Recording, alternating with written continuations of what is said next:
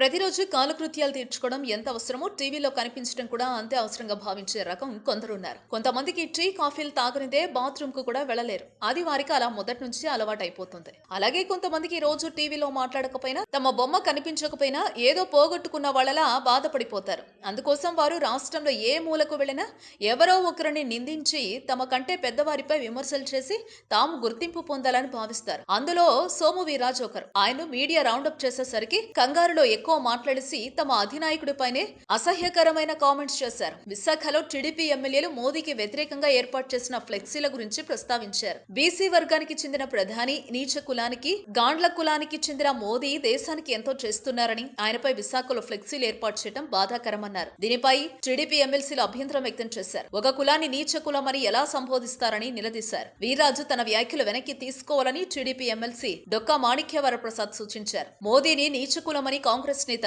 మణిశంకర్ అయ్యర్ వ్యాఖ్యానించారని, దానినే తాను గుర్తు చేశానని కవర్ చేసుకోవడానికి నానా తంటాలు పడ్డారు వీర్రాజు. పార్టీ అధిష్టానం మళ్లీ తనను పార్టీ నుంచి గెంటేస్తారని భయపడ్డారో ఏమో కానీ తన వ్యాఖ్యలను వెనక్కి తీసుకుంటున్నట్లు ప్రకటించారు. లోగడ ఏబీపీ న్యూస్ ఛానల్ ప్రత్యక్ష ప్రసారంలో మణిశంకర్ అయ్యర్ మోదీ నీచుడని కామెంట్స్ చేశారు. ఆయన తాను కులాన్ని ఉద్దేశించి అనలేదని, స్వభావ రీత్యా చాలా చీప్ వ్యక్తి అనేది తన ఉద్దేశమని వివరణ ఇచ్చిన మోదీ దానిని గుజరాత్ ప్రచారంలో తనకు అనుకూలంగా వాడేసుకున్నారు. మణిశంకర్ చేసిన కామెంట్ కు కొత్తగా రాజ్యసభకు వెళ్లిన ఏపీకి చెందిన జీవీఎల్ నరసింహారావు అయితే టీవీ లైవ్ షోలో దుమ్ము రేగిపోయేలా నటించారు. కన్నీటిని దిగమింగుకుంటున్నట్టు కాసేపు కళ్లు మూసుకొని లైవ్ షోలో మౌనంగా ఉండిపోయారు. దేశ ప్రధానిపై ఆ విధమైన పదప్రయోగం చేయడం తాను చాలా వ్యధ చెందుతున్నట్లు తెలిపారు. మరి సోము వీర్రాజు అన్నందుకు ఏం చేస్తారు?